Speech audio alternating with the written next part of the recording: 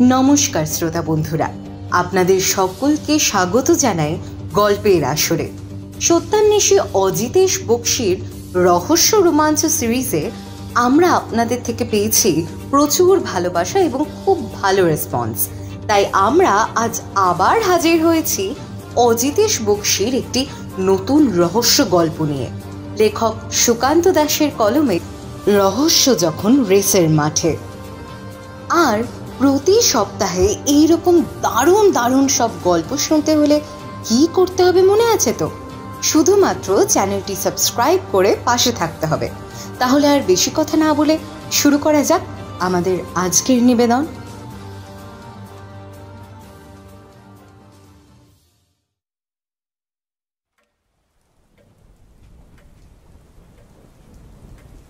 বৃষ্টি এলে সবচেয়ে বেশি ভালো লাগে খিচুড়ি আর বেগুন ভাজা।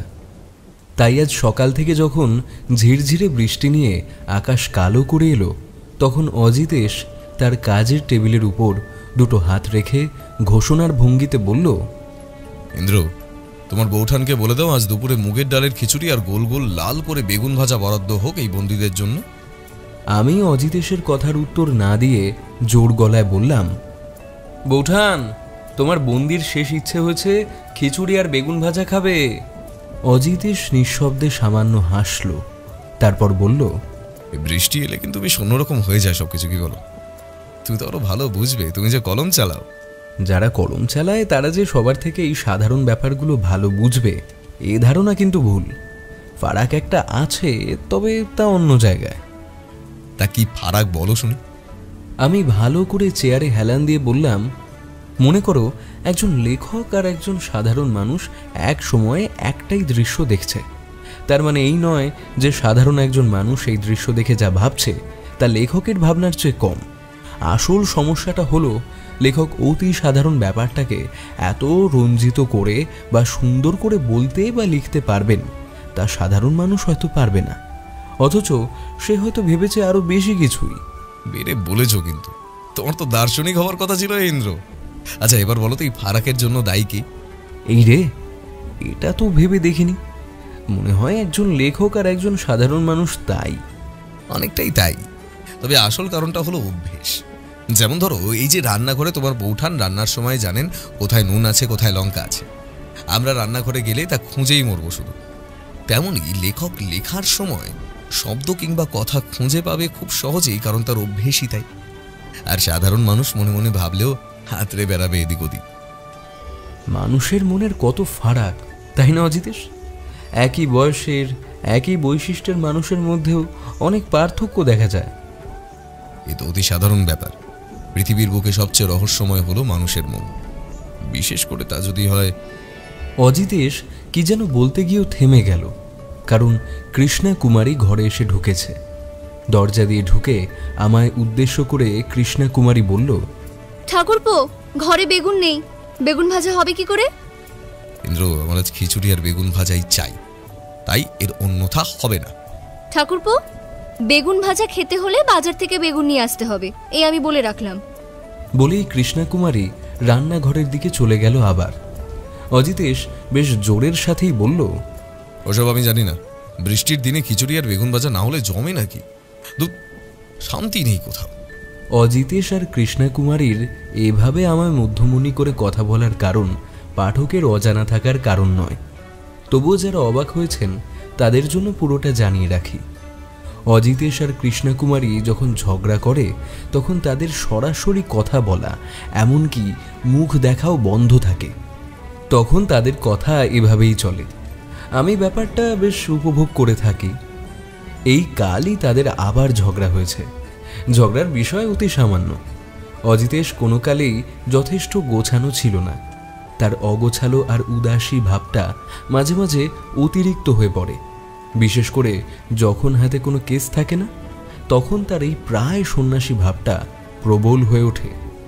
কাল সকালে নিজের অগোছালো ঘরটা গোছাতে গিয়েই বিপত্তি। কৃষ্ণা কুমারীর শখের ফুলদানিটা মেঝেতে ফেলে ভেঙে চৌচির। আসলে টেবিলের কভারের উপরে ফুলদানিটা এক কোণে কোনো রকমে নিজেকে বাঁচিয়ে রেখেছিল। অজিতেশ কভারটা তুলে নামাতে যেতেই ফুলদানিটা মেঝেতে পড়ে শব্দ করে ভেঙে যায়। রান্নাঘর থেকে কৃষ্ণাকুমারী যতক্ষণ এসে দাঁড়িয়েছে, অজিতেশ দ্রুততার সাথে ভাঙা ফুলদানির টুকরোগুলো গুছিয়ে ফেলেছে। আর একটু সময় পেলে হয়তো লুকিয়েই ফেলত, কিন্তু তার আগেই বামাল সমেত ধরা পড়ে যায়। তখন কৃষ্ণাকুমারী কিছু না বলে চলে গেলেও আসল ঝগড়াটা হয় রাতে, আর আজ সকাল থেকেই এই ব্যবস্থা। দুপুরে খেতে বসে কিন্তু দেখলাম অজিতেশেরই জয় হয়েছে। গরম খিচুড়ি, আলু ভাজা, বেগুন ভাজা আর ডিমের অমলেট। অজিতেশ হাত ঘষতে ঘষতে একটা অদ্ভুত শব্দ করে বলল, এই না হলে ভারতবর্ষের গৃহ আইন যতই বন্দী হোক না কেন, তার ইচ্ছেরও দাম দেওয়া হয়। বৌঠান, তুমি যে বললে বাড়িতে বেগুন নেই? ছিল নাই তো, নেহাত কাকা বাজারে গিয়ে নিয়ে এলো তাই। বাহ কাকা, তোমার জবাব নেই। সেই তো, আর আমি যে রান্না করলাম তার বেলা কিছুই নয়। অজিতেশ বেগুন ভাজায় কামড় দিয়ে বলল, এই ইন্দ্র, কোথাও কি কিছু পুড়ছে? কেমন পোড়া পোড়া গন্ধ বেরোচ্ছে একটা। সে আমি কি করে বলবো, আমি তো পাচ্ছি না। অজিতেশ আমার দিকে তাকিয়ে বলল, পাচ্ছ না নাকি পেতে চাইছো না? থাক, অনেক হয়েছে। আমার কত স্বাদের ফুলদানিটা তুমি ভেঙে ফেললে। ইচ্ছে করে কি আর ভেঙেছি? নেহাত চোখে পড়েনি তাই। এর চেয়ে ঢের ভালো ফুলদানি আমি তোমায় এনে দেব। ঠিক তো? ঠিক ঠিক ঠিক। এরপর দুপুরের খাওয়াটা আমাদের বেশ ভালোই জমলো। শুধু জমলো বললে ভুল হবে। কৃষ্ণাকুমারীর হাতের রান্নার গুণেই হোক কিংবা খিদের জন্যই হোক, খেয়ে যখন উঠলাম বুঝলাম বাড়াবাড়ি রকমের খাওয়া হয়ে গেছে। দুপুরের ভাত ঘুমটা একটু বেশি হয়ে গিয়েছিল। যখন উঠলাম তখন প্রায় সন্ধে। অজিতেশের ঘরে গিয়ে দেখি সেই ভাঙা ফুলদানির টুকরোগুলো নিয়ে সে গদের আঠা দিয়ে জুড়তে বসেছে। এই সব সময় অজিতেশকে দেখে অদ্ভুত লাগে আমার। এই মনে হয় তার চেয়ে অলস, উদাস আর অগোছালো মানুষ একটাও নেই। আবার তারপরেই সে এমন কিছু করে বসে যে তার ধৈর্য আর কাজ দেখে অবাক হয়ে যেতে হয়। ফুলদানিটার প্রায় অর্ধেকের বেশি জোড়া হয়ে গেছে এর মধ্যে। আমি বসতে বসতে বললাম, তা এটা নিয়ে কতক্ষণ পড়ে আছো? অজিতেশ আমার দিকে না তাকিয়েই বলল, তুমি যখন নাক ডাকিয়ে ঘুমোতে গেলে তখন থেকে। এই বাজে কথা বলো না, আমি মোটেও নাক ডাকি না। যে নাক ডাকে সে কি কখনো বোঝে যে সে নাক ডাকছে? বোঝে বাকিরা, যারা না ঘুমিয়ে জেগে থাকে শুনতে পায়। কিন্তু আমি যে নাক ডাকি তা তো আগে আমায় কখনো বলোনি। আগে বলার প্রয়োজন হয়নি তাই। এর মাঝেই কৃষ্ণাকুমারী চা নিয়ে এলো 1 কাপ। আমায় দেখে বলল, ও ঠাকুরপো, তুমি উঠে পড়েছো? কাকা, আরেক কাপ চা দিয়ে যাও তো। বুঠান, একটা সত্যি কথা বলো তো, আমি কি নাক ডাকি? কৃষ্ণাকুমারী অবাক হয়ে বলল, নিশ্চয়ই ও বলেছে। যত সব বাজে কথা, নাক তো ও ডাকি। উফ, সারা রাত সে কি যে ডাক, যেন মেঘ ডাকছে। এটা খুব সহজে মিথ্যে কথা হয়ে গেল না? আমি যদি নাক ডাকতাম তাহলে কি তুমি আমায় তোমার পাশে শুতে দিতে? সেই সৌভাগ্য কি তাহলে আমার হতো? অজিতেশ অতি সাধারণভাবে কথা বললেও কৃষ্ণাকুমারী লজ্জা পেল, তাই তাড়াতাড়ি বেরিয়ে চলে গেল। আমি আবার এই বিষয় নিয়ে কিছু বলতে যাব তার আগেই রামদয়াল কাকা চা নিয়ে এসে বলল, দাদা বাবু, একজন এসেছেন, তোমার সাথে দেখা করতে চাইছেন। অজিতেশ ফুলদানিটার শেষ টুকরোটা সাবধানে লাগিয়ে সেটা টেবিলের ওপর রেখে একটা কাগজে হাতের আঠা মুছতে মুছতে বলল, পাঠিয়ে দাও। আমি চায়ের কাপ মুখে তুলেছি, ঠিক এমন সময় ঘরে এসে যিনি ঢুকলেন তাকে দেখে সিনেমার সেই কাউবয়ের কথা মনে পড়ে যায়। সিনেমার পর্দায় দেখা ঘোড়ার পিঠে বসা, খাকি পোশাক আর হ্যাট পরিহিত যে মানুষ দেখা যায়, তার সাথে এনার পার্থক্য শুধু ইনি হেঁটে এসে ঘরে ঢুকলেন তাতেই। ঘরে এসে নিজের মাথার হ্যাটটা, হ্যাঁ হ্যাটই বলছি, না হলে আবার কখন হ্যাট টুপি বলে ফেলব, খুলে বেশ অভ্যস্ত কায়দায় বগলের মাঝে চেপে ধরে হাত জোর করে নমস্কার করলেন। আমি এই ফাঁকে তার আপাদমস্তক দেখে নিলাম। আগেই বলেছি, পরনে খাকি পোশাক, একই রঙের জামা আর প্যান্ট, পায়ে হয়তো গামবুট বা ওই জাতীয় কিছু একটা ছিল, এখন তার বদলে খালি পা। তবে মুখের রঙের সাথে পায়ের রঙের ফারাক এতটাই যে স্পষ্ট বোঝা যায় বেশিরভাগ সময় তার পায়ের পাতা ঢাকা থাকে। মুখে সুন্দর করে কামানো দাড়ি, তবে বেশ বড় লম্বা গোঁফ। মাথার কালো চুল লম্বা হয়ে কাঁধের কাছে পড়েছে। লম্বা প্রশস্ত কপাল, বেশ তীক্ষ্ণ তবে একটু কোটরে বসা চোখ। মুখের রং সামান্য ময়লা হলেও বোঝাই যাচ্ছে তার রোদে পুড়ে পুড়েই হয়েছে। ভদ্রলোক হাত জোর করে বললেন, নমস্কার, যদি ভুল না করি আপনি কি অজিতেশ, মানে ওই ডিটেকটিভ অজিতেশ বাবু? অজিতেশ প্রতি নমস্কার করে বলল, বসুন। হ্যাঁ, আমি অজিতেশ, তবে ডিটেকটিভ কিংবা গোয়েন্দা নই, আমি সত্যান্বেষী। আচ্ছা আচ্ছা, আসলে আপনার কাছে এই অসময়ে আসার একটা কারণ রয়েছে। দেখি তো আপনি বলতে পারেন কিনা সেই কারণ। বলে একটু হাসি মুখে তাকিয়ে রইলাম অজিতেশের দিকে। অজিতেশ নিজের চেয়ারে বসেছিল, এবার হাত দুটো পিছনে রেখে বলল, মনে হচ্ছে আপনি একজন ঘোড়সওয়ার কিংবা জকি। এই ঘোড়ার পিঠে বসে বা রেসের মাঠের ঘোড়ায় যারা থাকে আর কি। সেটা তো আমার পোশাক দেখেই বুঝতে পারা যাচ্ছে। যাচ্ছে, সবকিছুই যে চোখে দেখেই বলা যায় বিক্রমবাবু। এবার যেন তিনি অবাক হলেন। তারপর কিছু বলতে যাবার আগেই অজিতেশ বলে উঠল, আপনার জামার পকেটের কাছেই আপনার নাম লেখা রয়েছে।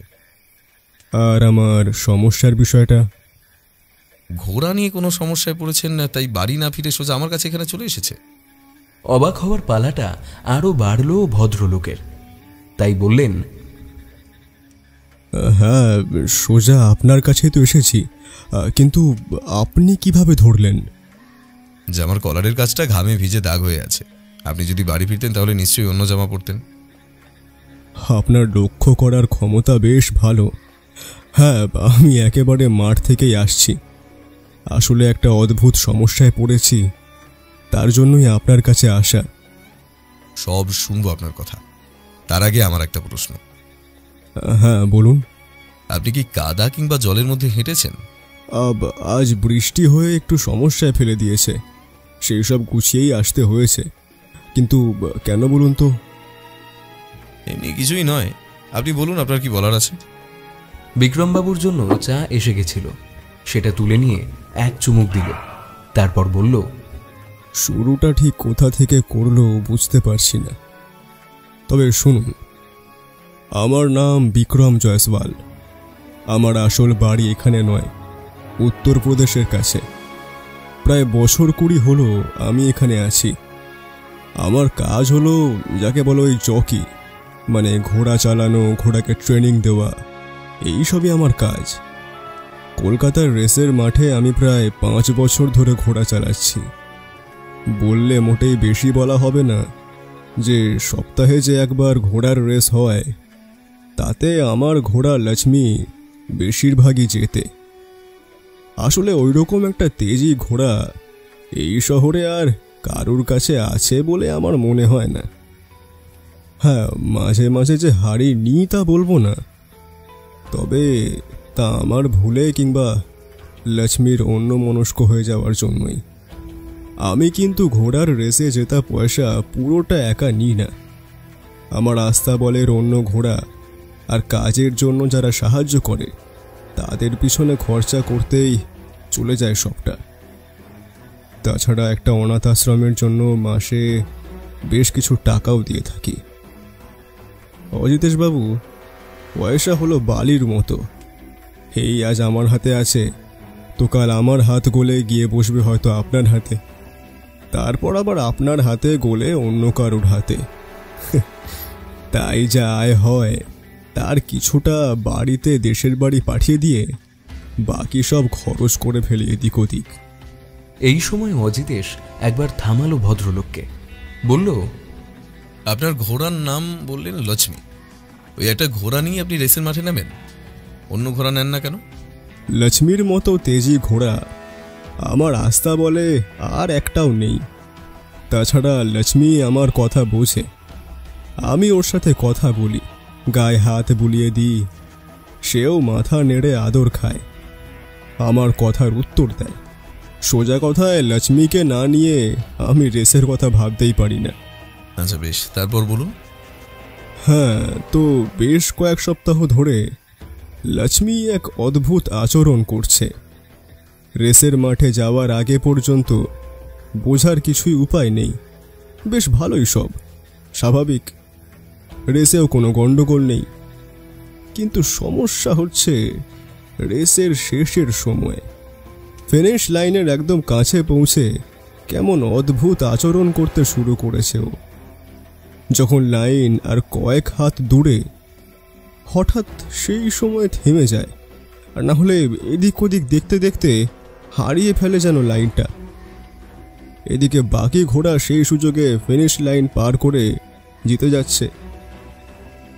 রেসের ব্যাপারে আপনি কতটা জানেন আমি জানি না, তবে এভাবে একটার পর একটা রেস হেরে যাওয়ায় অনেক পয়সা লোকসান হচ্ছে আমার।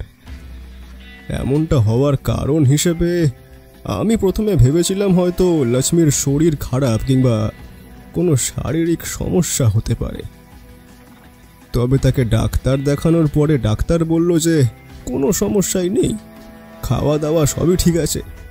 এমনকি যখন তাকে বাড়ির উঠোনের মাঠে রেস করাচ্ছি তখনও কোনো সমস্যা নেই। সমস্যাটা হচ্ছে শুধু রেসের মাঠে।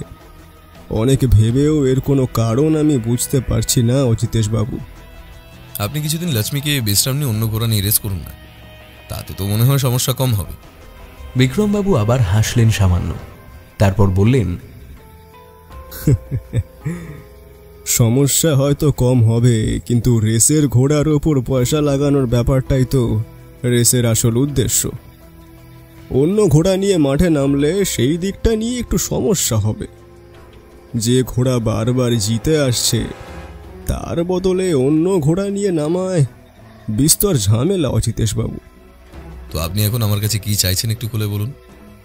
লুকোনোর কিছুই নেই অজিতেশ বাবু, আমি চাইছি আপনি একবার ব্যাপারটা খতিয়ে দেখুন।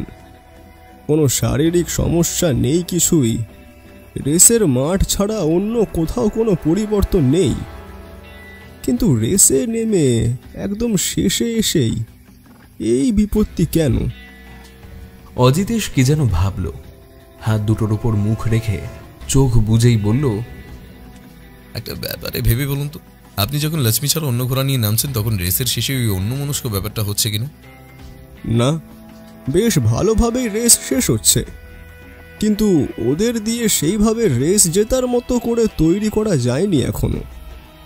এবারে আপনি সাহায্য না করলে আমার সমস্যা আরও বাড়বে। সব থেকে বেশি সমস্যা হলো পয়সা। বেশ, আমি ভেবে দেখব ব্যাপারটা। আপনি আপনার বাড়ির ঠিকানা, রেসের মাঠের ঠিকানাটা একটা কাগজে লিখে দিয়ে যান, আপনার টেলিফোন নাম্বারটাও লিখবেন। বিক্রমবাবুর মুখটা হাসিতে ভরে উঠল। একটা কাগজে খসখস করে দুটো ঠিকানা লিখে দিয়ে তিনি উঠে দাঁড়িয়ে বললেন, আমার চিন্তা অনেকটা কমিয়ে দিলেন আপনি, এবার সবই আপনার হাতে। আর একটা কথা, আপনার ঘোড়া মানে লক্ষ্মী কথা শুনতে পায় বললেন, মানে সে শব্দ খুব ভালোভাবে শোনে, তাই তো? হ্যাঁ, এমনকি অনেক দূর থেকে আমি তাকে ডাকলেও সে শুনে ঠিক কাছে চলে আসে। আচ্ছা, আমি দেখছি। পরের রেস কবে? এই তো পরশু শনিবার। আপনি পরশু শনিবার লক্ষ্মীকে নিয়েই রেসে নামবেন, তারপর বাকিটা আমি দেখছি। অনেক ধন্যবাদ অজিতেশ বাবু, আমি এখন তাহলে চলি। আমার ব্যাপারটা ভেবে দেখবেন কিন্তু। ও হ্যাঁ, বলেই যেন কিছু ভুলে গেছিলেন এই মনে পড়ল বলে একটা সাদা খাম পকেট থেকে বার করে টেবিলের উপর রেখে বলল, এতে কিছু অ্যাডভান্স রইল, আর বাকিটা। কথা শেষ না করে বিক্রমবাবু বেরিয়ে যাওয়ার আগেই অজিতেশ বেশ কায়দা করে খামটা তুলে তার পাশে রাখল। বিক্রমবাবু বেরিয়ে যেতেই অজিতেশ বলল, কি বুঝলে ইন্দ্র? বড় অদ্ভুত কেস অজিতেশ। একটা ঘোড়ার এমন অদ্ভুত আচরণ করার কারণ কি হতে পারে? যেখানে ডাক্তার বলছেন কোনো শারীরিক সমস্যা নেই, তাতে শুধুমাত্র রেসের মাঠে একদম শেষে এমন পরিবর্তন হবার কারণটা কি? সেটাই তো ইন্দ্র, যদি ব্যাপারটা ভয়ের কারণ হতো তাহলে তো রেসের মাঠে পা দিয়ে অস্বস্তিটা ধরতে পারতেন বিক্রমবাবু। কিন্তু এতদিন ধরে রেসের মাঠে যে ঘোড়া জিতে এসেছে তার মনে হঠাৎ কি ভয় ঢোকার কারণ হতে পারে? আমার কিন্তু একটা ব্যাপার মনে হচ্ছে। বলে ফেলো। এরকম ঘোড়াকে ট্রেনিং দিতে হয়। বিক্রমবাবু বললেন তিনি লক্ষ্মীকে ট্রেনিং দেন, তবে তার বাড়িতে এই কাজের জন্য আরও লোক আছে। এমন কি কিছু হতে পারে যে তাদের মধ্যেই কেউ কিছু করছে? আগে কারণটা খুঁজে বার করতে হবে ইন্দ্র। যদি কেউ কিছু করেও থাকে তাহলে সে কি করেছে তা না জানা পর্যন্ত কিন্তু কিছুই সম্ভব নয়। তাহলে কি করবে ভাবছো? এখন আর কিছুই করার নেই। পরশু আগে রেসের মাঠে গিয়ে লক্ষ্মীকে আর রেসের শেষের ব্যাপারটা নিজের চোখে দেখতে হবে, তবেই আমরা পরবর্তী পদক্ষেপ নিয়ে ভাবতে পারবো। বিক্রমবাবুর বাড়িতে গিয়ে দেখলেই তো হয়। সে তো যেতেই হবে, তবে ধাপে ধাপে। টাইম সেখানে হবে, সেই স্পটটা আগে না দেখে ভিকটিমের বাড়িতে গিয়ে কোনো লাভ হবে? আগে ক্রাইম স্পট দেখা দরকার। বিক্রমবাবু অ্যাডভান্স দিয়ে গেছেন, তার এই খারাপ সময়েও তার মানে ব্যাপারটা তার কাছে খুবই গুরুত্বপূর্ণ। অযথা ভুল বলে কিংবা সময় নষ্ট করে লাভ নেই। প্রথমে রেসের মাঠে, তারপরেই বিক্রমবাবুর বাড়ির রাস্তা বল, তার আগে অন্য কিচ্ছু নয়। তবে তাই হোক, তুমি যা ভালো বোঝো। অজিতেশ আর কিছু বলল না, নিজের চেয়ার ছেড়ে উঠে দাঁড়িয়ে জানালার কাছে গেল। তারপর আমায় বলল, ইন্দ্র, বৃষ্টিটা ধরে এসেছে, তুমি একটু বসো, আমি চট করে একটা কাজ ছেড়ে আসি। এই শুরু হলো। কেস হাতে আসতে না আসতেই আমায় ছাড়া বেরিয়ে পড়া শুরু। এ তোমার ভারী অন্যায় অজিতেশ। আহা, কেস হাতে এসেছে সবে, কাজ তো শুরু করিনি, এখনই এত অধৈর্য হচ্ছ কেন? আমার একটা অন্য কাজ আছে। বলতে বলতে পাঞ্জাবিটা গায়ে চাপিয়ে বেরিয়ে যেতে যেতে বলল, ঘোড়ার রেসের কেস ইন্দ্র, ঘোড়ার ব্যাপারে একটু না জানলে এগোনো যাবে না। শুভ সন্ধ্যা। অজিতেশ বেরিয়ে যেতেই আমি আর কি করব ভেবে অজিতেশের ঘর থেকে বেরিয়ে আমার ঘরে এসে ঢুকলাম। তারপর খাতা আর কলম টেনে নিয়ে আগের কেসের ধারা বিবরণী লিখে রাখতে লাগলাম যতটা মনে পড়ে। এই ব্যাপারেও অজিতেশের সাহায্য যে আমার বারবার লাগে সেই ব্যাপারে নিশ্চিত হয়ে গেলাম আমি। অজিতেশ ফিরল অনেক রাতে। যখন সে এলো তখন আমি আর কৃষ্ণকুমারী তার ঘরে বসে গল্প করছি। আমাদের উদ্দেশ্য করে অজিতেশ বলল, তা কি রাজা উজির মারলে তোমরা? কৃষ্ণকুমারী জোরের সাথেই বলল, তুমি কি একাই মারতে পারো? তা আমরা পারি না। সে না হয় ঘরে বসে কথায় কথায় হলো, তোমার চেয়ে আমাদের বুদ্ধি আর কম কিসে? সেই কথা অস্বীকার করে এমন আহাম্মক কি আর আছে? তুমি যে আমার বুদ্ধির ঘরে ধুনো দিয়ে তা জ্বালিয়ে রেখেছো তা তো স্বীকার করতেই হয়। আমি হাসলাম, কিছু বললাম না। অজিতেশ যে কৃষ্ণকুমারীকে খোঁচা মেরি কথাটা বলল তা আমি স্পষ্ট বুঝলাম, তাই ব্যাপারটা আর একটু রসপ্রদ করার জন্য বললাম, এমন একটা কেস আছে যাতে কিন্তু অজিতেশও নাকানি চোবানি খাচ্ছে উঠান, তুমি যদি কিছু কিনারা করতে পারো। আমার কথা শেষ হতেই অজিতেশ ফাঁকা চেয়ারে বসে বলল, ভালো কথা মনে করিয়েছো ইন্দ্র। দেখো কৃষ্ণা, রেসের মাঠে যে অনেক ঘোড়া একসাথে দৌড়য় প্রথম হবার জন্য, তা তো তোমরা জানোই। কৃষ্ণকুমারী মাথা নাড়িয়ে উৎসুক চোখে তাকিয়ে রইল। এবার একটা ঘোড়া প্রতিবার ওই রেস জিতে এসেছে, কিন্তু সম্প্রতি কোনো এক অজানা কারণে ঠিক রেস শেষ হওয়ার মুহূর্তে ঘোড়াটা বেগরবাই করে রেসে হেরে যাচ্ছে। কোনো কারণে ভয় পাচ্ছ না তো? কিছু দেখে ভয় পেলে তো সেটা ঘোড়ার পিঠে বসে থাকা লোকটাও দেখতে পেত। আর রেস শেষ হওয়ার মুহূর্তেই কেন ব্যাপারটা হবে? তার আগে বা অন্য সময় তো সব স্বাভাবিক।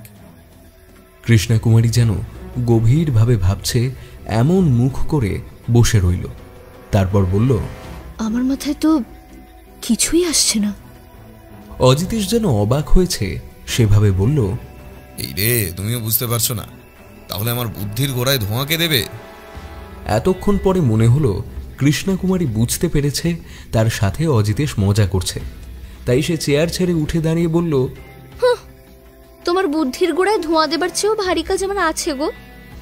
বলেই রান্নাঘরের দিকে চলে গেল। অজিতেশ হা হা করে হেসে উঠে পাঞ্জাবির পকেট থেকে ছোট্ট 3টি চটি বই বার করে রাখলো টেবিলের ওপর। আমি হাতে তুলে নিয়ে দেখলাম একটা বই বিভিন্ন প্রজাতির ঘোড়ার, একটা রেসের ব্যাপারে, আরেকটা কিসের উপর ঠিক বুঝলাম না, কত নাম্বার, টাকার অঙ্ক আর নাম লেখা। এসবের জন্য বেরিয়েছিলে? অজিতেশ উত্তর না দিয়ে একটা বই তুলে নিয়ে পড়তে শুরু করলো। আমি বুঝলাম এই শুরু হলো মৌনব্রত।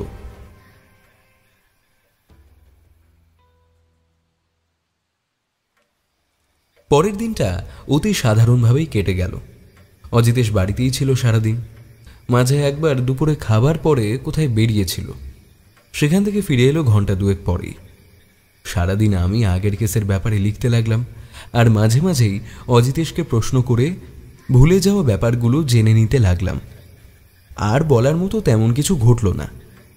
কৃষ্ণাকুমারীও যেন না বলাতেই বুঝতে পেরেছিল অজিতেশ নতুন কেস নিয়ে ঘেটে, তাই খেতে বসে অন্যমনস্কভাবে আর একটু হলে ডালের বাটিটা ফেলে দিচ্ছিল দেখেও কিছু বলল না।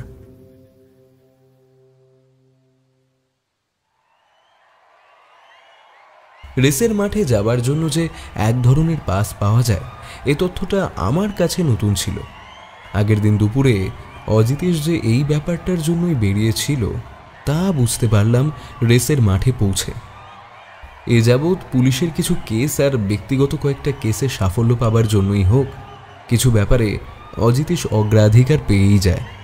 তবে তার চেনা লোক যে এখানেও বেরিয়ে পড়বে তা তো জানা কথাই।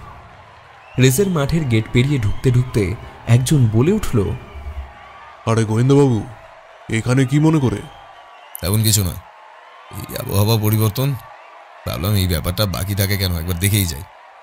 লোকটি গলা নামিয়ে বলল, তা বাজি টাজি ধরেছেন নাকি? দেখবেন, বাজি ধরতে চাইলে আমার চেয়ে অভিজ্ঞ লোক কিন্তু কমই পাবেন। বাজি মানে ঘোড়ার উপর টাকা লাগানো? তা আপনি তো মনে হয় এখানে প্রায়ই আসেন। লোকটি হাসল, তারপর বলল, শখ বলতে পারেন, তবে আমি বাজি খেলি না। কেউ জানতে চাইলে বলে দিই যে কোন ঘোড়ার উপর বাজি লাগালে জেতা যাবে। এটাও কিন্তু একটা ক্ষমতা, বলুন, একদিনে তো আর হয় না। একদিন কি বলছেন, পাক্কা 7 বছর এই রেসের মাঠে আসছি, এখানেই তো চুলে পাক ধরল। কথা বলতে বলতে আমরা চেয়ারে বসে পড়েছি। পাস ছিল বলেই হয়তো আমরা একদম সামনের দিকে জায়গা পেয়েছি। আমাদের থেকে হাত 10 দূরে রেসের ট্রাক, সাদা কি একটা দিয়ে এক একটা ট্রাক আলাদা করা রয়েছে। এক জায়গায় মোট 10টা ঘোড়া আর তাদের সাথে লোকজন। রেস শুরু হবে একটু পরেই। আমরা যেখানে বসে আছি মানে গ্যালারিতে এদিক ওদিক ছড়িয়ে ছিটিয়ে আছে লোকজন। সবাই যে বাজি ধরেছে তা বোঝার কোনো উপায় নেই। অজিতেশ লোকটার সাথে কথা চালিয়ে যেতে লাগলো। আপনি যদি বাজি ধরতেন তাহলে কোন ঘোড়াটার উপর ধরতেন? এই একটা শক্ত প্রশ্ন করে ফেললেন অজিতেশ বাবু। মাসখানেক আগে অবধি হলেও এক কথায় ওই কালো ঘোড়াটার ওপর বাজি ধরা যেত, কিন্তু এখন আর তা বলতে পারি না। তার চেয়ে বরং ওই বাদামি ঘোড়াটার ওপর বাজি ধরাই ভালো। এমন কেন? ওই কালো ঘোড়াটার নাম লক্ষ্মী। ওই প্রতিবার জিততো, মানে প্রতিবার তো হয় না, তবে প্রায় প্রতিবারই বলা যেতে পারে। কিন্তু মাসখানেক ধরে ঘোড়াটার যে কি হলো, বেশ ভালোভাবেই শেষ পর্যন্ত যায়। তারপর যে কি হয় দাঁড়িয়ে পড়ে, না হলে এদিক ওদিক ছুটে যায়, আর সেই ফাঁকে ওই বাদামি ঘোড়াটা রেস জিতে যায়। কালো ঘোড়াটা কি প্রতিবার মাঠে নামে?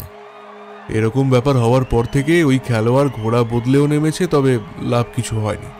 কবার কালো ঘোড়াটাকে দেখিনি, আজ আবার দেখছি। অজিতেশ এক ফাঁকে আমার দিকে তাকালো। তার ইশারায় আমি বুঝলাম বিক্রম বাবু তাহলে আমাদের যা বলেছেন তার সব সত্যি। তার সাথে এও বুঝলাম অজিতেশ কেন আগে রেসের মাঠ আর তারপরে বিক্রমবাবুর বাড়ি যাবার কথা বলেছিল। এর কারণ কি হতে পারে বলে আপনার মনে হয়? আমার মনে হয় ঘোড়াটার রেস খেলতে চাইছে না, ব্যাপারটা ওর কাছে একঘেয়ে হয়ে গেছে। শারীরিক কোনো অসুস্থতা নয়? না, তেমন হলে তো অন্য সময় অস্বাভাবিক আচরণ করত, যা হচ্ছে একদম রেসের শেষে। আর কথা এগোলো না। ঘোড়ার রেস এই প্রথমবার দেখছি আমি, তাই মন দিয়ে দেখতে লাগলাম। বন্দুকের আওয়াজ হবার সাথে সাথেই ঘোড়াগুলো দৌড়তে শুরু করলো। এতক্ষণ অজিতেশ আর লোকটার কথা শুনেই আমি বুঝেছিলাম ওই কালো ঘোড়াটাই হলো লক্ষ্মী। এবার তার উপরে বসে থাকা বিক্রমবাবুকেও দেখতে পেলাম। রেস শুরু হতেই চারিদিক থেকে উৎসাহী লোকজন বিভিন্নভাবে চিৎকার শুরু করলো। আমি একবার অজিতেশকে আর চোখে তাকিয়ে দেখলাম তার চোখ রেসের মাঠে নয়, তার চোখ রয়েছে গ্যালারির এদিকে ওদিকে, যেন কিছু খুঁজছে সে। এদিকে রেসের ঘোড়া দৌড়তে দৌড়তে প্রায় শেষের দিকে পৌঁছে গেছে। অবাক হয়ে দেখলাম আমাদের পাশে বসে থাকা লোকটা ভুল কিছু বলেনি। লক্ষ্মীর সাথে পাল্লা দিয়ে ছুটে চলেছে সেই বাদামি ঘোড়াটা। বাকি ঘোড়া সব একটু পিছনে পড়ে আছে। অদ্ভুত ব্যাপারটা ঘটল একটু পরেই। রেসের শেষ লাইনের কাছাকাছি যখন পৌঁছে গেছে লক্ষ্মী আর বাদামি ঘোড়াটা, ঠিক তখনই লক্ষ্মী হঠাৎ থেমে গিয়ে এদিক ওদিক দেখতে লাগলো। আর তার সাথে সাথেই পাশ থেকে ছুটে গিয়ে প্রথম হয়ে গেল বাদামি রঙের ঘোড়াটা। আমাদের পাশ থেকে লোকটা বলে উঠল, দেখলেন তো, বলেছিলাম না, এই ঘোড়া নিয়ে কি রেস জেতা যায়? অজিতেশ কিন্তু কথার উত্তর দিল না, শুধু আমায় বলল, ইন্দ্র কুইক। বলেই তাড়াতাড়ি রেসের শুরুর দিকে গেল। সেখানে তখন সব ঘোড়া আর ঘোড়সওয়ার জমা হয়েছে। সেদিকে এগিয়ে যেতে যেতে অজিতেশ হাত তুলে বিক্রমবাবুর দৃষ্টি আকর্ষণ করার চেষ্টা করছিল। বিক্রমবাবু এদিক ওদিক দেখছিলেন, তাই সহজেই দেখা হয়ে গেল। আমি এগিয়ে গিয়ে দাঁড়াতেই বিক্রমবাবু বললেন, দেখলেন তো ব্যাপারটা? দেখলাম, বড় অদ্ভুত। ঠিক রেস জেতার মুহূর্তে সমস্যাটা হলো।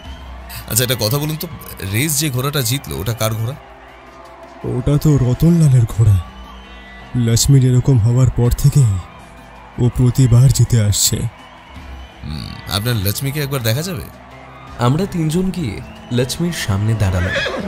কালো রঙের ঘোড়াটার গায়ে একটা চকচকে আভা, পায়ের আর গায়ের পেশিগুলো ফুলে আছে, গায়ে একটা কেমন গন্ধ। প্রত্যেক ঘোড়ার গায়েই বোধহয় এমন গন্ধ থাকে। বেশ ভালোভাবেই যে তার পরিচর্যা করা হয় তা বোঝাই যাচ্ছে। অজিতেশ এগিয়ে গিয়ে একটু ইতস্তত করে লক্ষ্মীর গায়ে হাত রাখল। ঘোড়াটা একবার লেজ নাড়িয়ে কাঁধ ঝাঁকালো। অজিতেশ হাত সরিয়ে নিতে যাচ্ছিল, বিক্রমবাবু বললেন, ও কিছু করবে না অজিতেশ বাবু, আপনি অচেনা তাই অমন করছে, একবার হাত বুলিয়ে দিয়ে দেখুন না। অজিতেশ লক্ষ্মীর গায়ে হাত বুলিয়ে দিতে দিতে বলল, অচেনা মানুষের কাছে এভাবেই ব্যবহার করে লক্ষ্মী?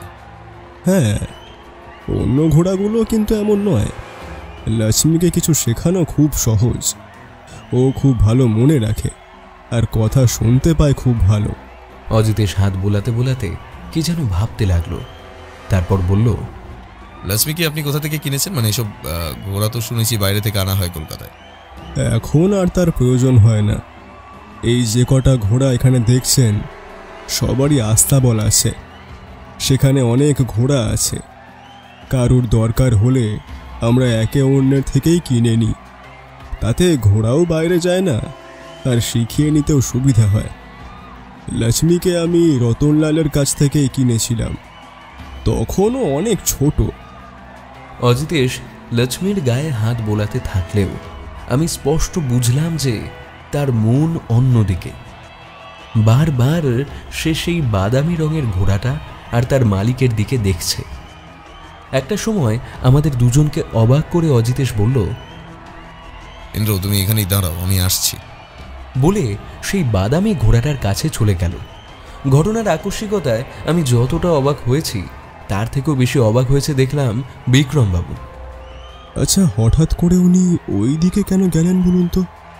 আমি নিজের অবাক ভাবটা চেপে রেখে বললাম, নিশ্চয়ই কেসের ব্যাপারে কোনো কথা বলতে।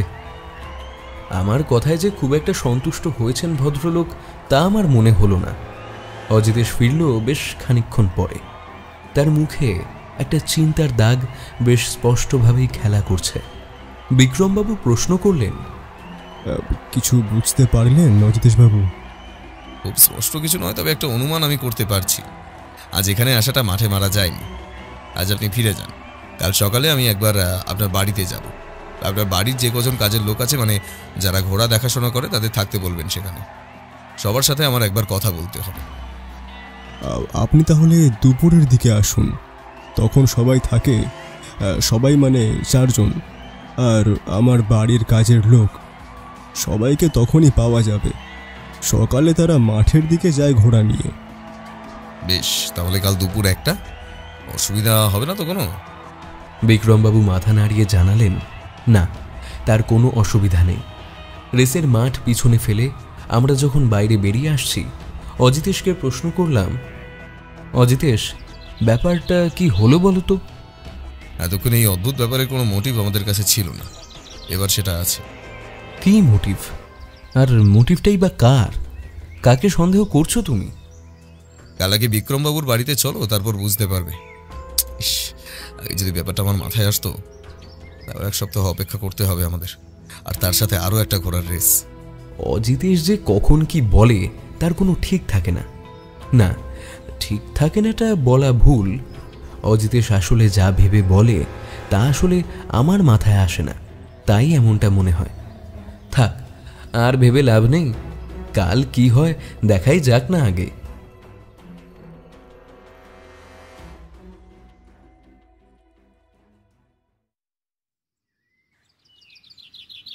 বিক্রমবাবুর বাড়িতে আমরা পৌঁছে গেলাম 1টার আগেই।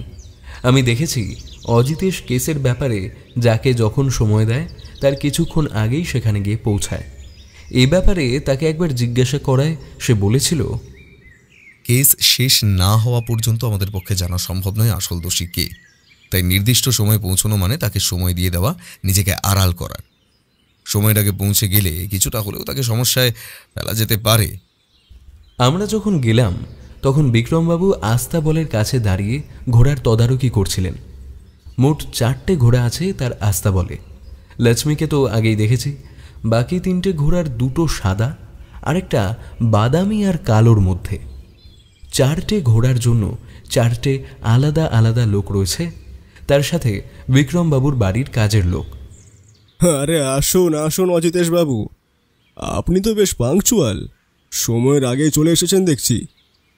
আমার এই কাজের সময়টা বেশ গুরুত্বপূর্ণ। সামান্য সময়ের এদিক ওদিক হলে কতই যে কিছু হাতছাড়া হয়ে যায় তা বলে বোঝাতে পারবো না। তারপর 4টে ঘোড়ার দেখাশোনা কি 4 জন করে? হ্যাঁ, এক একটা ঘোড়ার জন্য আলাদা করে ট্রেনার রেখেছি, যাতে সামান্য ভুলচুকও না হয়। আসলে ওদেরকে আমি নিজের ছেলে মেয়ের মতন করে মানুষ করতে চাই। যতই হোক ওরাই যে আমার রুটি রুজির যোগান দিচ্ছে। হ্যাঁ, লক্ষ্মীর ট্রেনার তাহলে কি? লক্ষ্মী এখানে আসার পর থেকেই ওকে রামকিষানই ট্রেনিং দিচ্ছে। ওর হাতেই তো ও তৈরি। আমি শুধু রেসের মাঠেই ওকে নিয়ে দৌড়াই। হ্যাঁ, মাঝে মাঝে ট্রেনিং করাতেও হয়, তবে বাকি সবই দেখে রামকিষান। তোমার নামই রামকিষান? যাকে উদ্দেশ্য করে কথাটা বলা তার পরনে একটা খাকি প্যান্ট, গায়ে হাফাতা জামা। লক্ষ্মীর সামনে বসে একটা বড় মাটির পাত্রে ঘাস আর কি একটা খাওয়াচ্ছে। পরে শুনেছি ওগুলোকে বলে দাবনা। হ্যাঁ স্যার। কতদিন ধরে আছো তুমি এখানে? কথা বলতে বলতে অজিতেশ এগিয়ে গিয়ে হাত রাখল লক্ষ্মীর গায়ে। একবার হাত বুলিয়ে দিতেই লক্ষ্মী খাওয়া ছেড়ে একবার একটা ডাক ছেড়ে অজিতেশের দিকে মুখটা তুলল। তারপর চোখ বুজে নিজের মুখটা এগিয়ে দিল। অজিতেশ এবার মুখে লোমের উপর হাত বোলাতে বোলাতে বলল, লক্ষ্মীকে বাড়ির বাইরে মাঠে তুমি বেড়াতে নিয়ে যাও তো? হ্যাঁ স্যার, ওর খাওয়া, বেড়ানো, ট্রেনিং এইসব দেখাই তো আমার কাজ। রেসের মাঠে লক্ষ্মী অদ্ভুত ব্যবহার করছে সেটা তুমি জানো? হ্যাঁ জানি তো, স্যার বলেছেন। তুমি তো ওকে ট্রেনিং করাও, তুমি জানো না এটা কেন হচ্ছে? না স্যার, অনেক সময় ঘোড়ার শরীর খারাপ থাকলে কিংবা ভয় পেলে এমনটা হয়ে থাকে, কিন্তু ডাক্তার লক্ষ্মীকে দেখে গেছে, আর এমনিতেও খুব সাহসী, ভয় পায় না। এমনটা কেন হচ্ছে বুঝতেই পারছি না। তোমার ট্রেনিংয়ে কোনো ঘাটতি থেকে যাচ্ছে না তো? তা হতেই পারে না, এমনিতে ও যখন দৌড়াই সব ঠিকই থাকে, রেসের মাঠেই সমস্যাটা হচ্ছে। প্রথম যেদিন এই ব্যাপারটা হয় তার আগে অদ্ভুত কিছু লক্ষ্য করেছিল লক্ষ্মীর মধ্যে? না তো স্যার, সব ঠিকই ছিল। ভালো করে মনে করে দেখো, এ বাড়িতে কিংবা বাড়ির বাইরে এমন কিছু ঘটেছিল যা তোমার একটু অন্যরকম বলে মনে হয়েছে, অতি সামান্য হলেও কিছু? এবার যেন রামকিষান একটু চিন্তা করল, তারপর বলল, একটা ব্যাপার আছে, তবে সেটা তেমন কিছু না ভেবে আমি আর কিছু বলিনি। অজিতেশের মুখটা উজ্জ্বল হলো যেন। আমি স্পষ্ট বুঝতে পারলাম রামকিষান এমন কিছু বলতে চলেছে যা অজিতেশ আগেই অনুমান করে এসেছে। মাস দুয়েক আগের কথা, আমি যেখানে লক্ষ্মীকে নিয়ে বেড়াতে যেতাম সেই মাঠে একটা ছেলে বসে থাকতো। ও রোজ আমাদের দেখত। একদিন এগিয়ে এসে আমার সাথে আলাপ করলো, বলল ওর বাড়িতেও নাকি লক্ষ্মীর মতো একটা ঘোড়া ছিল, সে মারা গেছে। কত দুঃখ করলো। আমায় বলল সে একবার লক্ষ্মীকে আদর করতে চায়। আমি ভাবলাম লক্ষ্মী তো কাউকে ভয় পায় না, তা করুক না। অনেকক্ষণ আদর করলো, আমি ভাবলাম, আহারে, নিজের ঘোড়াটা মারা গেছে, এখন অন্য ঘোড়াকে আদর করে মনের কষ্ট কমাচ্ছে। তা সে মাঝে মাঝেই আসতো, লক্ষ্মীকে ঘোরাতো, শীষ দিয়ে ডাকতো লক্ষ্মীকে। এটা তেমন কিছু না ভেবে আমি আর কিছু বলিনি। অজিতেশ যেন এটা শোনার অপেক্ষাতেই ছিল। তাকে দেখলে তুমি চিনতে পারবে? হ্যাঁ, খুব ভালো করেই। কিন্তু কেন স্যার? অজিতেশ অন্যমনস্কভাবে বলে উঠল, কারণ একমাত্র তুমিই তাকে চেনো, আর এই পুরো ব্যাপারটার সাক্ষী তুমি। আরও গোটা একটা সপ্তাহ কেটে গেল। এর মাঝে কেসটা নিয়ে যে অজিতেশ রীতিমতো উঠে পড়ে লেগেছে তা নিয়ে কোনো সন্দেহ নেই। অথচ খুলে সে আমায় কিছুই বলছে না। রামকিষানের কাছ থেকে সেই যে ছেলেটির ব্যাপারে খবর পেয়েছিল তা নিয়েই যে সে খোঁজ চালাচ্ছে তা আমি জানি। কিন্তু বিক্রমবাবুর ঘোড়ার অদ্ভুত আচরণের ব্যাপার বাদ দিয়ে যখন অজিতেশ এমন একটা অজানা ছেলের পিছনে লেগেছে তখন বড় অদ্ভুত লাগলো আমার। গোটা একটা সপ্তাহ যখন তখন বেরিয়ে যাওয়া, আর আমি কিছু জানতে চাইলেই, অপেক্ষা করো ইন্দ্র, সময় হলেই সব জানতে পারবে। আমি একদিন অধৈর্য হয়েই বলে ফেললাম, এই তুমি কি করতে চাইছো বলো তো? 1 সপ্তাহ অপেক্ষা করতে হবে কেন? তোমার যদি কারোর উপর সন্দেহ থেকে থাকে তাহলে তা তুমি প্রকাশ করছো না কেন? এই একটা জিনিসের বড্ড অভাব ইন্দ্র, প্রমাণ। কেমন কোনো কি প্রমাণ তোমার হাতে আছে যাতে রেসের মাঠে লক্ষ্মীর ওরকম অদ্ভুত আচরণের সাথে তার কোনো যোগাযোগ দেখানো সম্ভব হবে? কেস নিয়ে তো আমি পড়ে নেই, তুমি আছো, তাহলে প্রমাণ জোগাড় করা যে তোমারই কাজ। সেটাই করছি ইন্দ্র, সঠিক সময়ের জন্য অপেক্ষা। তার আগে কিংবা পরে কিছু করতে গেলে ব্যাপারটা ভেস্তে যেতে পারে। 1 সপ্তাহ অপেক্ষা? মানে কি পরের সপ্তাহের শনিবার রেসের মাঠে? এই তো বুদ্ধি খুলেছে তোমার। বুদ্ধি আমার খোলতাই আছে, শুধু তোমারই তা মনে হয় না। ইন্দ্র, চড়ছ কেন? আমি কি তোমায় কখনো এই কথা বলেছি? তুমি সবই দেখো, সবই বোঝো, অথচ ঠিকভাবে দেখো না। যাই হোক, একটা খবর তোমায় জানাই ইন্দ্র। রতনলালকে মনে আছে? রতনলাল মানে ওই বাদামি রঙের ঘোড়ার মালিক? হ্যাঁ, যার কাছ থেকে বিক্রমবাবু লক্ষ্মীকে কিনেছিলেন। হ্যাঁ, তো তার আবার কি হলো? তিনি বিক্রমবাবুর কাছ থেকে লক্ষ্মীকে কিনতে চেয়েছেন। বলেছেন ছোটবেলায় লক্ষ্মী তো তার কাছেই ছিল, এখন তার মাথার কোনো গোলমাল হয়েছে হয়তো, তাই এরকম অদ্ভুত আচরণ করছে রেসের মাঠে। তাকে রতনলালের কাছে বেচে দিলে বেশ লাভও হবে বিক্রমবাবুর, আর লক্ষ্মীও কাছেই থাকবে। জেনে শুনে একটা পাগল ঘোড়া তিনি কিনবেন? মানুষের মন বড় অদ্ভুত জিনিস, তার তল পাওয়া অসাধ্য। দেখতে দেখতে আমাদের রেসের মাঠে যাওয়ার দিন চলে এলো। আগের বারের মতোই আমরা গিয়ে বসলাম রেসের গ্যালারিতে। আসার পথে অজিতেশ বলল, একটা কাজ করতে হবে ইন্দ্র, পারবে? তুমি বলেছো আর আমি করিনি, সেটা হয়েছে নাকি? তা হবে না আমি জানি, তার জন্যই তো তোমায় ভরসা করা। একবার সামনে তাকিয়ে দেখো তো লোকটাকে চিনতে পারো কিনা। আমরা ততক্ষণে রেসের মাঠের কাছে চলে এসেছি। অবাক হয়ে সামনে তাকিয়ে দেখলাম একটা লোক দাঁড়িয়ে, চোখে রোদ চশমা, গালে লম্বা দাড়ি, মাথায় একটা টুপি, পরনে ঠিক রেসের লোকেদের মতো খাঁকি পোশাক। এ কি, এ আবার কি? তাহলে ছদ্মবেশটা ভালোই হয়েছে। এবার একটু চশমাটা খোলো তো। লোকটি চশমা খুলে একগাল হাসল, আর আমি তক্ষুনি তাকে চিনতে পারলাম। আরে, এ যে রামকিষান। আর চোখের নিচে একটা তিল ছিল, আর তার হাসিটা। কি করেছো অজিতেশ তুমি? আমার কথাটা শেষ হবার আগেই অজিতেশ বলে উঠল, চুপ চুপ ইন্দ্র, কোথা থেকে কি শুনে ফেলবে।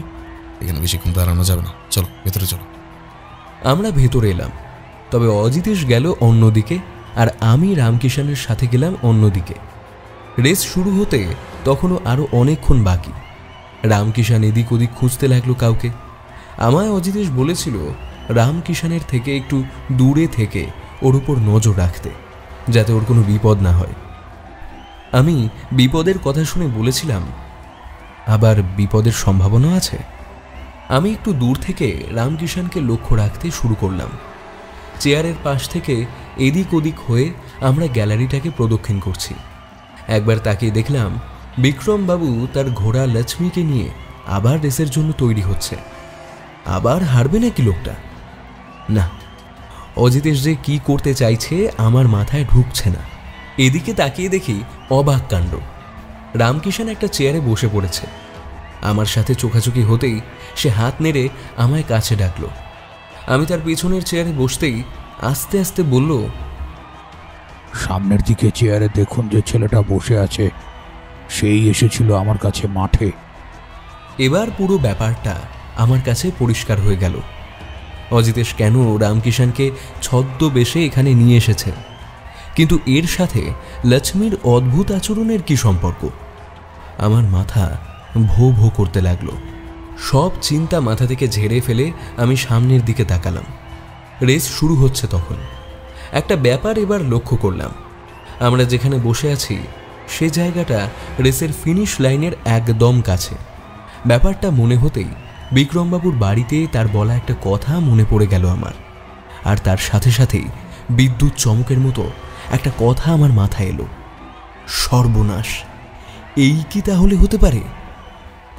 কথাটা মাথায় আসতেই রেস শুরু হলো, আর আমি দেখলাম ঘোড়াগুলো ধীরে ধীরে এগিয়ে যাচ্ছে রেসের লাইনের দিকে।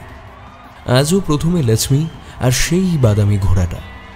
যত তারা এগিয়ে যাচ্ছে ততই আমার মাথার ভিতর যেন সম্ভাবনাটা তীব্র হচ্ছে।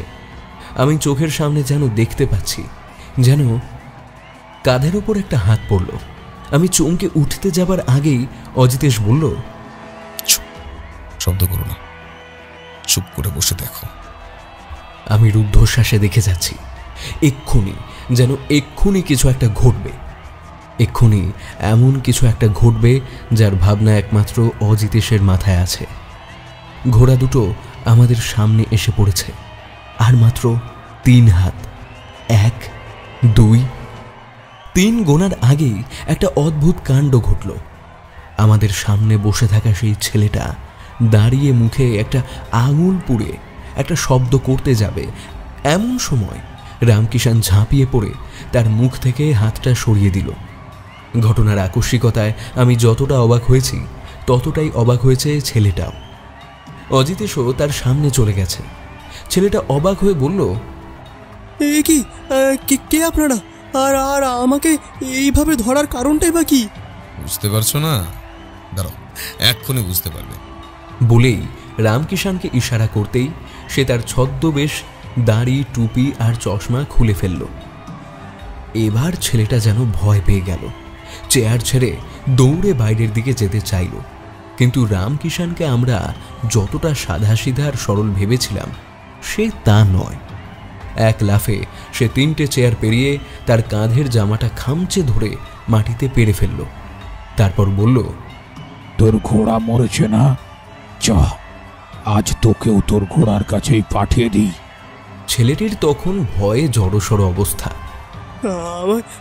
আমায় ছেড়ে দিন, আমায় ছেড়ে দিন, আমি কিচ্ছু করিনি। আমরা কি আর তোমায় ধরবো? তোমায় ধরবে তো পুলিশ, তারপর 3rd ডিগ্রি দিলেই। আমি শুনেছি এখন আবার নাকি দড়িতে বেঁধে ঝুলিয়ে কি সব ভয়ানক ব্যাপার স্যাপার। আমি জানি অজিতেশের কথাগুলো তাকে শুনিয়েই বলল, দেখুন, আমাকে দয়া করে পুলিশে দেবেন না। আমি আমি আমি সব বলবো, আমি সব বলবো। ওই ওই ওই রতনলাল আমায় বলেছিল এইসব করতে, ওই রতনলাল। আর আর তার জন্য ও আমাকে ভালো টাকা পয়সাও দেয়। দয়া করুন, দয়া করে আমায় ছেড়ে দিন। ঠিক এমন সময় একটা চিৎকার উঠল। আমরা তাকিয়ে দেখলাম রেস শেষ, আর আজ জিতেছে বিক্রমবাবুর ঘোড়া লক্ষ্মী। পরের ব্যাপারটা খুব বেশি কিছু নয়, ব্যাপারটা পুলিশ পর্যন্ত যায়। চাপের মুখে রতনলাল বাবু সবটা স্বীকার করে নেন। লক্ষ্মী যখন একতরফাভাবে সব রেস জিতে যাচ্ছিল তখনই পরিকল্পনা করেন তিনি। লক্ষ্মীকে বেড়াতে নিয়ে যাওয়া রামকিষাণের সাথে রতনলালের পাঠানো ছেলেটি বন্ধুত্ব করে। যেহেতু সেও ঘোড়া ট্রেনিং করাতো তাই এতে তার অসুবিধা হয় না। একটা বিশেষ শীষ দিয়ে সে লক্ষ্মীকে দাঁড়িয়ে যাবার ট্রেনিং দেয়। তারপর রেসের মাঠে ঠিক জেতার মুহূর্তে গ্যালারি থেকে সেই বিশেষ শীষ দিয়ে সে লক্ষ্মীকে থামিয়ে দিত। আর বিক্রমবাবু ভাবতেন লক্ষ্মীর কোনো সমস্যা হয়েছে। কেস সলভ করার জন্য বিক্রমবাবু অজিতেশকে আরও বেশ কিছু টাকা পারিশ্রমিক দেন, আর তার হাতটা শক্ত করে ধরে বলেছিলেন, অজিতেশ বাবু, আমার লক্ষ্মী কিন্তু খুব ভালো।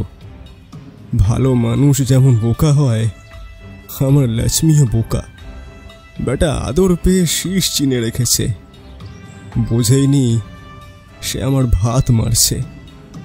আমিও কেমন বোকা, একবার তো ভেবেছিলাম ওকে বেচেই দিই। বলে লক্ষ্মীর গায়ে হাত বোলাতে লাগলেন। আমার কেমন যেন মনে হলো তার চোখে জল, আর লক্ষ্মীও সেটা বুঝতে পেরে নিজের মুখটা তার মুখের কাছে এনে রাখল। বাড়িতে বসে চা খাচ্ছি, অজিতেশ খবরের কাগজ নিয়ে বসে। আমি বললাম, আচ্ছা অজিতেশ, শীষের কথাটা তোমার কখন মনে হলো? সত্যি বলতে প্রথম দিন যখন রেস দেখতে গেছিলাম সেদিন মনে হয়েছিল যেন শিশির পরেই লক্ষ্মী অদ্ভুত আচরণ করল, কিন্তু তখন নিশ্চিত ছিলাম না, কারণ এমন তো হতেই পারে, অনেকেই শীষ দিতে পারে। তাহলে বিক্রমবাবু যখন বললেন লক্ষ্মী শব্দ চেনে খুব, আর রামকিশনের মুখে সেই ছেলেটার কথা শোনার পর আমার প্রথম খটকা লাগে। বাকি এই 7 দিনে রতনলালের কয়েকজন চেনা লোকের সাথে ঘুরে খবরটা বার করতে হয়েছে। ভাবা যায় এমনও হতে পারে? হতে পারে ইন্দ্র, মানুষ অর্থের জন্য করতে পারে না এমন কাজ নেই, শুধু শুধু এর মাঝে পড়ে লক্ষ্মীর মতো একটা অবলা প্রাণীর যত ভোগান্তি। আমি আর কিছু বললাম না। কৃষ্ণা কুমারী এসে বলল, তোমরা খাবে এসো। সেই বরং ভালো, চলো ইন্দ্র, মানুষ না হয়ে বরং ঘোড়া হলে ভালো হতো, চারিদিকে ঘাস আর ঘাস। আমি হেসে উত্তর দিলাম, হ্যাঁ, তারপর শীষ আর শীষ। অজিতেশ হেসে উঠল, সাথে আমিও। আমাদের ঘরের দেওয়ালের ক্যালেন্ডারের ঘোড়াটা যেন ডেকে উঠল,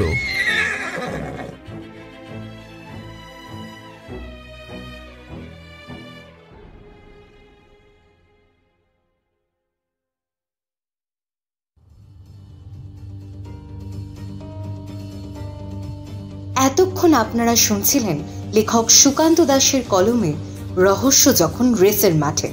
তাহলে কেমন লাগলো আমাদের আজকের নিবেদন? কমেন্টে জানাতে ভুলবেন না কিন্তু।